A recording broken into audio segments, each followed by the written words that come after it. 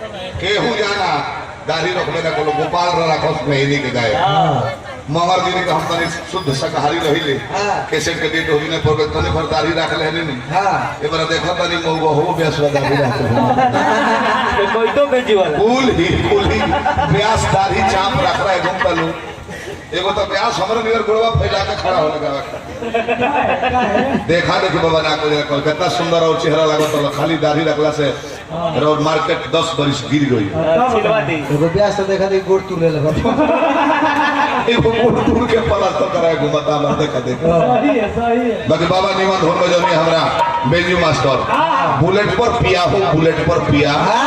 हमके मंदिर घुमा दो बुलेट पर पिया ये माने हम भजन बजावे के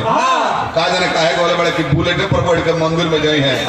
तो का जाने हीरो होंडा पर बैठस तो गड़बड़ा का मस्जिद में मत ढूंढ जाते ये नियम हमारी व्यास कोनो भजन गाता रहे तो बेंजू वाले को उत्तरदायी बनना रिस्पांसिबिलिटी बनती है कि वो भी भजन बजाए तो हो जाए उसकी बोल के नारा भाई है सहारा बा पर नीमान लगी काका लोग वही नहीं कि अभियंता का सेटिंग अच्छा बा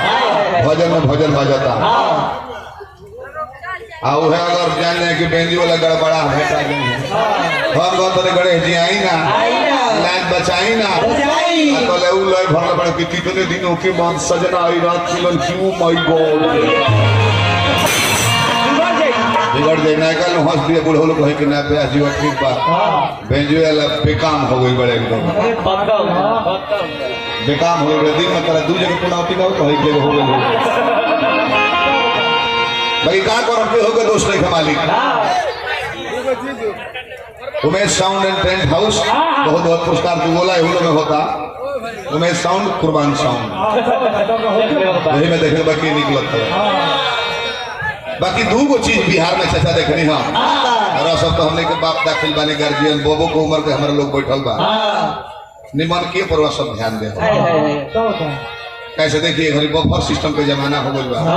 सबका लाइट व्यवस्था रहता है का हो तो अंडा करियो है कहा तो मुर्गा चले तो चल है कहा तो खोसिया दही वाला जगह पर तो लोग जाते नहीं के का चुप रहो जाड़ के मौसम में खोखी बढ़ गई सर्दी भइल समय के दोष बता दे के दोष नहीं के दू गो चीज बिहार में देखनी है एगो भक्ति एगो शक्ति आ दोनों के दशवा प्रभुनाथ बाबा बड़ा मेहरारू का तो बना तो ब्राह्मण है क्षमाशील जात ब्राह्मण होला गाड़ियों लेके जाके गुड़ धलवा माफ कर देथे जो ठीक बकन बा